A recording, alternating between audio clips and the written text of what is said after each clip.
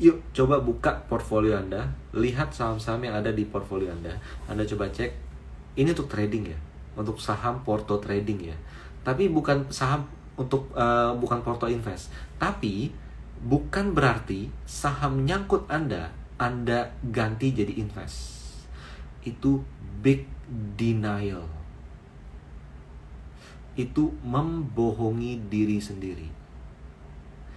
Nyangkut, ya udahlah saya simpan aja, invest. Langsung keinget yang Warren Buffett. Warren Buffett dia simpan saham lama bla bla bla segala macam. Iya, dia simpan saham yang untung lama.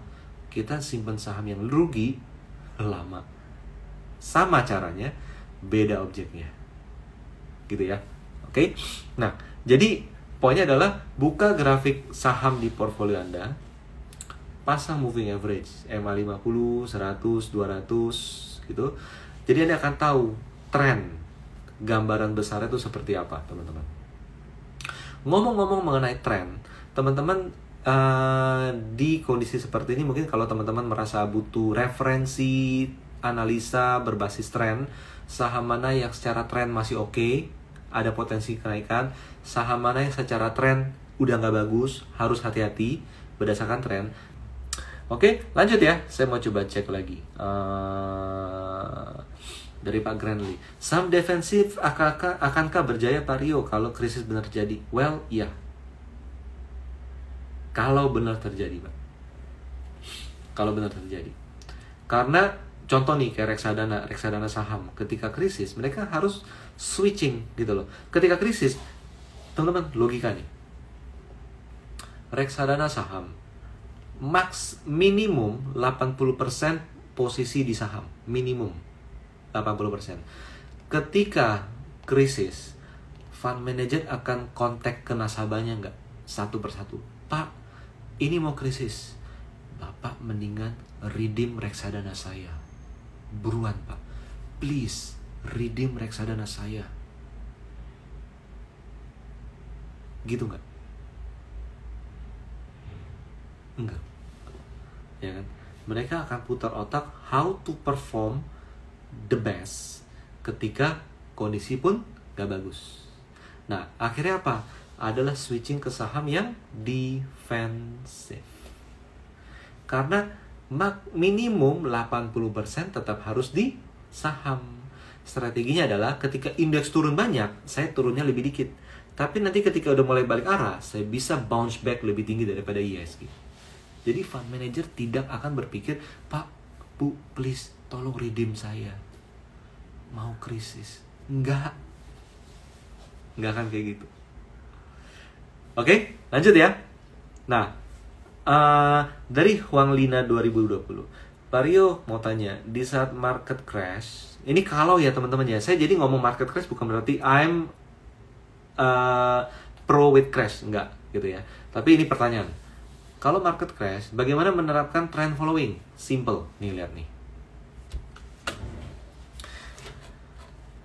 Kalau market crash, maka saham-saham pasti berada di bawah moving average 50, 100. Itulah kenapa butuh pakai MA200. Semua saham yang berada di bawah MA200 di sini artinya tidak boleh punya. Artinya apa? Yang punya harus cut loss. Ini untuk trading. Oke, ini untuk trading. Yang punya harus cut loss. Kedua, kalau yang nggak punya, jangan beli. Jangan gatel pengen beli. Cash is the king. Kalau market lagi turun dan kita tidak nyangkut. Kayak gitu ya. Tapi di sisi lain, kalau saham ketika krisis yang saya punya adalah saham seperti ini, misalnya contoh ya, seperti ini yang berada di atas moving average dan dia bisa stay terus berada di atas moving average, maka Anda perlu mikir-mikir, ini saya jual nggak ya? Karena dia secara tren masih kuat di atas. Sezigzag-zigzagnya gerak, dia selalu berada misalnya di atas MA200 nih, yang merah. Nih kayak gini. Maka kita harus ngerti bahwa positioning kita adalah bukan untuk menghindari saham seperti ini, tapi buy on weakness. Gitu ya teman-teman ya. gitu ya. Nah, lanjut ya. Lalu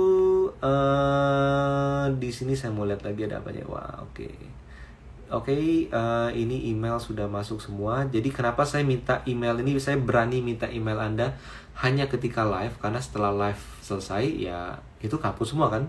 Jadi privasi terjaga. Oke, dari Pak Grandly, saham anti inflasi dan krisis apa Pak Rio? Telco kah seperti MTDL? Nah, MTDL adalah pedagang. Ketika krisis, supply demand turun, dia terpengaruh. Beda sama pandemi. Ketika pandemi, orang lebih banyak beli laptop, handphone untuk Zoom meeting dan lain sebagainya, untuk ikut IG live dan lain sebagainya, untuk bisa IG live gambarnya bagus, kayak gitu, omsetnya naik. Tapi kalau krisis non pandemic, saya nggak yakin akan kayak ketika pandemi. Tapi pada dasarnya bisnis telekomunikasi yang infrastruktur akan tetap ada gitu. Nggak mungkin ketika krisis menaranya dirobohin. Aduh lagi krisis, aduh tuh menara udah nggak kepake, saya robohin deh, robohin. Gitu, udahlah kita robohin aja, kita jadi petani aja. Nggak mungkin kan? Nah, jadi kurang lebih seperti itu Pak, common sense ya. Oke. Dari Suman Jaya Kusuma, Menteri BUMN optimis Indonesia tidak akan krisis tahun depan. Bagaimana tanggapan Korio? Well, saya sih dalam posisi saya lebih cenderung optimis daripada pesimis. Badan usaha milik negara, mereka punya datanya teman-teman. Kalau saya survei, saya di Jakarta Barat nih contohnya, saya hanya bisa survei ke sekeliling Jakarta Barat, kondisinya seperti apa, ya kan?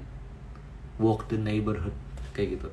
Anda di Jakarta Pusat, Anda bisa survei kondisi Jakarta Pusat, kalau weekend gimana, kalau harian gimana, dan sebagainya. Tapi kan mereka punya data globalnya, helikopter view-nya. Balik lagi, kalau orang masih belanja, kalau toko masih rame, kalau mall masih rame, kalau pariwisata masih rame, krisis itu kecil kemungkinan terjadi di sini. Beda dengan di luar negeri, itu urusan lain di sana. Tapi kita bicara di sini, gitu ya teman-teman ya. Oke, lanjut. Ini menarik nih, dari Ros 1883. Pak, apa ciri-ciri nyata market mulai krisis? Marketnya, kalau market mulai krisis artinya semua saham itu berada di bawah semua moving average. Bahkan saham blue chip, saham defensif sekalipun berada di bawah MA 200, itu tanda krisis. Tapi sebelum itu terjadi, apa ciri-ciri nyata market mulai krisis? Ciri-ciri nyatanya adalah orang mulai tidak belanja lagi di sana. Jadi berita-berita kita menyebarkan berita di WhatsApp, di Telegram dan lain sebagainya mengenai krisis, hati-hati.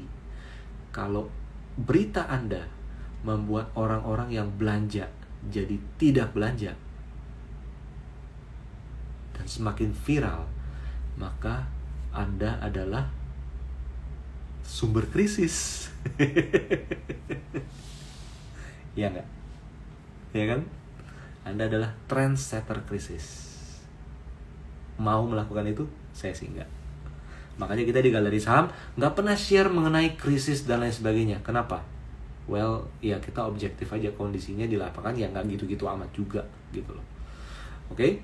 Dari Bu Sylvia Farse. Wah, mantap Pak Rio, topik webinar minggu depan. Yes Bu, ikutan ya Bu ya. Jadi teman-teman, minggu depan IG Live tidak ada, diganti jadi free webinar mengenai crash course strategy with technical analysis. Dimulainya juga agak lebih telat, jam 8 malam. Jadi bukan jam 7.30, jam 8, biar semua udah settle, sampai di rumah, udah siap-siap laptop, nggak buru-buru, kita belajar bareng. Kalau 7.30 kan kadang masih ada yang baru sampai rumah lah dan lain sebagainya gitu ya. Jam 8 sampai jam 9.30, 1,5 jam gitu ya. Kita akan bareng-bareng analisa dengan technical untuk ngelihat dan membayangkan skenario-skenario yang bisa terjadi di market. Oke. Dari Pak Fotografer, wanjay, robohin menara jadi petani. Nggak mungkin kan Pak? Nggak mungkin kan? Oh lagi krisis nih, aduh ini ada menara, aduh ini kayaknya pengguna internet menurun deh. Udahlah saya robohin lah, saya mau tanam tomat aja lah, udahlah udaranya dingin di sini cocok sawi dan lain-lain. No, ya kan? Enggak. Satu hal teman-teman, satu hal Anda harus ngerti ini.